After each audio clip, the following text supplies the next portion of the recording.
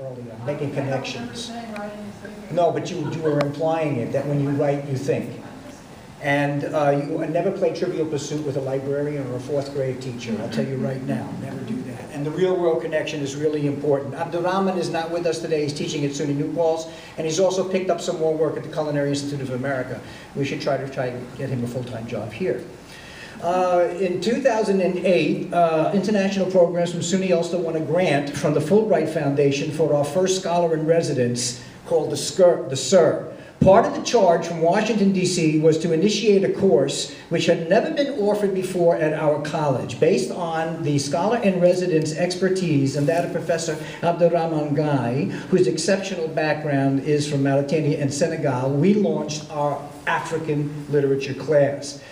It was traditional in that it was face-to-face and it was team-taught.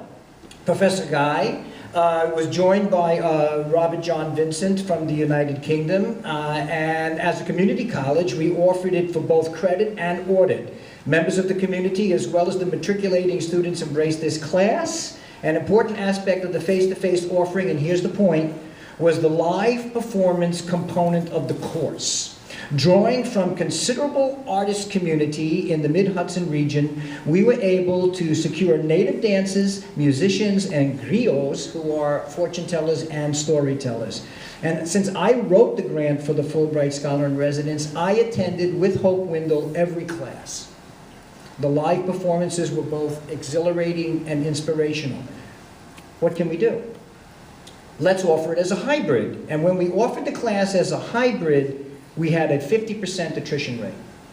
Only 6% when we offered it face-to-face, and we had 50% of the people drop out of the class when we offered it as a hybrid. So we thought to solve the problem is that we would go to the SUNY Learning Network and that we would offer it online. Because we found out, as Carrie had mentioned earlier, through Sherry Gersting and Carrie, we were able to collect quite an amazing visual library from YouTube, the United Nations, the Scholar Rescue Fund, and various other organizations. We specifically felt that we were addressing Chancellor Zinfer's notion of building, and this is a quote from the Chancellor, building and nurturing a culturally fluent cross-national mindset.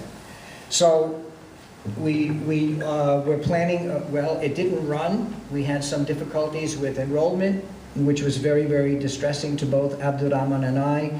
But we retooled it and we sent it over to COIL, which is the Center for Collaborative Online International Learning, and they picked it up. And now we're working closely with a college in Mauritania, and then we found out about 3 weeks ago that the guy who was going to be Abdou partner for this class has been pinched, if you will, by the president of the country to be his Minister of Education, so now we were without a partner. But the main effect is that we did really quite well for a community college with a course that was never offered before, and we're really quite excited about it still having some legs. Sorry for the rush. Thank you.